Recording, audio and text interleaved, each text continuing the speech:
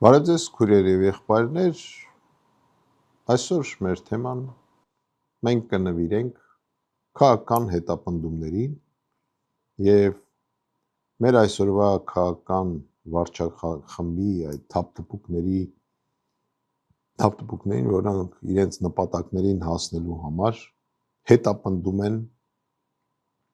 եւ քաղաքական գործիչներին եւ սպայական կազմին։ Նպատակը ո՞րն էր։ Հանձնել Արցախը։ Նպատակը ո՞րն էր։ Զիջել Թուրքին։ Նպատակը ո՞րն էր։ Փոխել հայոց պատմությունը, իրենց համար սարքել ինչ-որ մի երկիր, որոնք իրենք կիշխեին անվերջ եւ բարգավաճեին, կհարստանային եւ այլ եւ այլ։ Առանձնացնեմ մի հատված, որի մասով մենք այնքան էլ ուշադիր չենք։ Օրինակ, այսօր գնում է նախապատրաստում է Գյումրիում անցկացնել ընտրություններ։ Մենք բոլորս լսում ենք այն հետապնդումների մասին, մեզ հասած տեղեկություններով այն մարդիկ, ովքեր դեմ են իշխանությանը, հրավիրում են տարբեր ծառայություններ, մի մասին համոզում են, մի մասին վախեցնում են եւ փորձում են իրենց տեխնացուին անցկացնել։ Բայց այդ ամենը չի սահմանափակվում Գյումրիով։ Հայք, դուք բոլորդ հիշում եք, քրեական գործ հարուցեցին Գորիսի քաղաքապետի հանդեպ, Արուշանյան Արուշ։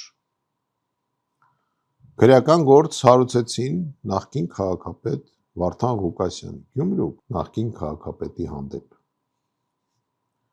Քրեական գործ հարուցեցին Ասլանյան Մամիկոնի հանդեպ, Վանաձորի քաղաքապետ։ Քրեական գործ հարուցեցին եւ քրեական գործով անցնում եմ մի մասը կալանավորվում էր, ես հիմա դրա մասին չեմ խոսում ժամանակի սողության պատճառով։ Փարսյան Գևորգի հանդեպ, Կապանի քաղաքապետ։ Քրեական գործով անցնում է Համբարձումյան Դավիթ, Մասիսի քաղաքապետ։ Քրեական գործ հարուցեցին Փարամազյան Մանվելի հանդեպ, Քաջարյանի քաղաքապետ, դրանով չսահմանափակվեց։ Քրեական գործեր եւ կալանքներ վարվում են այդ թվում զինվորականների մասին։ Բոլորս հիշում ենք։ Գեներալ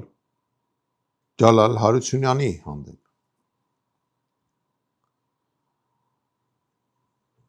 Պաշտպանական բանակի նախկին հրամանատարի հանդեպ։ Երկրորդ պաշտպանական հրամանատարի հանդեպ, որը եղավ Ջալալ Հարությունյանից հետո, Միքայել Արզումանյանի հանդեպ։ Մինչև այդ քրեական գործ հարուցվել էր նախկին պաշտպանության նախարար Տոնոյան Դավիթի հանդեպ։ Քրեական գործով անցնում է նախկին գլխավոր շտաբի պետ գեներալ Դավթյան Արտակը։ Քրեական գործով անցնում է նախկին ավիացիայի պետ Ավետիք Մուրադյանը գեներալ։ Քրեական գործով անցնում է նախկին գլխավոր շտաբի պետ Օնիկ Գասպարյանը։ Քրեական գործով անցնում է գեներալ Տիրան Վազգենի Խաչատրյանը։ Քրեական գործով անցնում է գեներալ Ստեփան Ռոբերտի Գալստյանը։ Ազատված են պաշտոններից գեներալ Փարվանյանը, գեներալ Ալբերտ Բաղդասարյանը, գեներալ Արմեն Սամսոնի Հարությունյանը, գեներալ Արմեն Վարդանյանը, գեներալ Իշխան Մաթևոսյանը,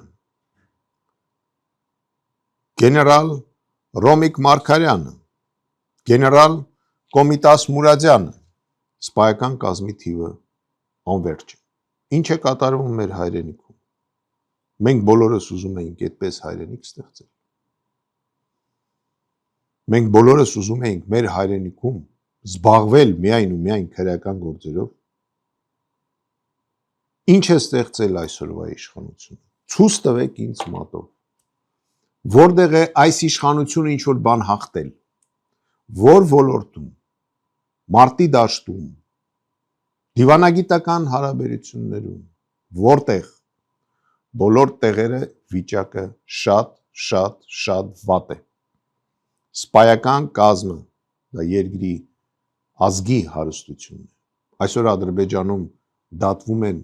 մեր առաջնորդների մի մասը, մենք կարանք տարբեր բան ասենք, խի հանձնվեցին եւ այլ եւ այլ։ Թող ոչ մեկ իրենցից հերոս չզգա։ Իրենք չեն եղել այդ վիճակում։ Եվ Աստված տա չլինեն։ Թող ոչ մեկ չհամարձակվի գնահատական տալ դրա համար կա դատարան։ Երբ որ իրենք կվերադառնան Հայաստան, այն ժամանակ մենք կուսումնասիրենք ինչը ոնց է եղել։ Բայց այսօր այդ մարդիկ գտնվում են հակառակորդի բանտում։ Իշնորհիվ այս ամեն ինչի։ Այսա հանցագործությունը, որը արել է Նիկոլ Փաշինյանը իր շեստյորկեքի հետ, իսկ ինքը կզզած միջազգային դաշտերում ման է գալի։ Ինչ է գալու այստեղ անի մայիսի 9-ին Նիկոլ Փաշինյանը։ Այնտեղ նստած են հաղթողները, ինքը ով է։ Ինքը որպես ինչ է գալիս։ Ինքը այն մարդն է, որ հետապնդում է սպայական կազմին։ Ինքը այն մարդն է, որ ամեն սպայի վրա մի քանի քրեական գործ է հարուցված։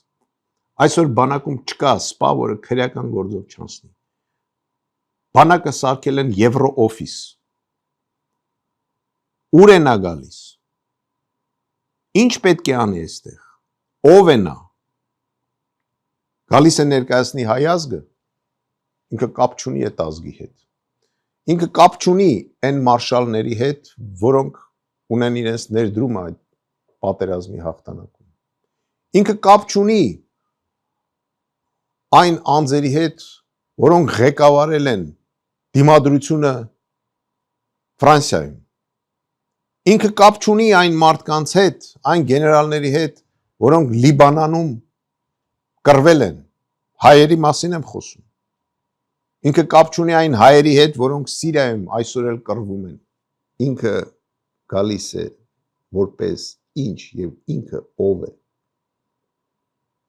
Մենք սարքել ենք մի երկիր եւ այդ երկրում ոչ մեկ չի կարա իրան զգա ապահով։ Այսօր երկու իշխանություն ընկած են մեր ժողովրդի հետևից։ Մեկը մեր հակառակորդն է, որ այսօր դատում է մեր ազգին եւ պահանջում է մնացածին էլ որ հանձնենք եւ սա հանձնող է։ Մյուսն էլ դատում է Հայաստանում։ Մենք այսօր մի իրավիճակի մեջ ենք, որ բոլորս մատնված ենք հետապնդումների։ Ուրեմն թող այդ իշխանությունը ականջներին օղ անի։ Ոչ մի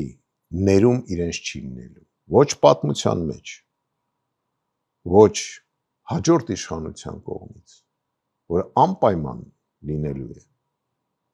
անպայման մենք պայքարելու ենք, անպայման գալու ենք իշխանության եւ իրենք բոլորը ոնց ասում հատ պատասխան են տալու այս ամենի համար։ Թող սպասի, քիչ մնաց։ Խորհուրդ կտամ գիշերները չքնես։ Դա բոլորիդ է վերաբերում, այդ թափտպուկներին։ Դուք չգիտեք ձեզ ինչ է սպասում։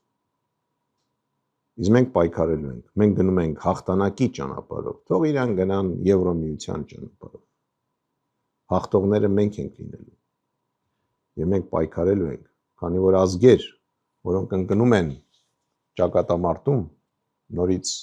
բարձրանում են, իսկ ազգեր, որոնք հանձնվում են, վերանում են։ Շնորհակալություն։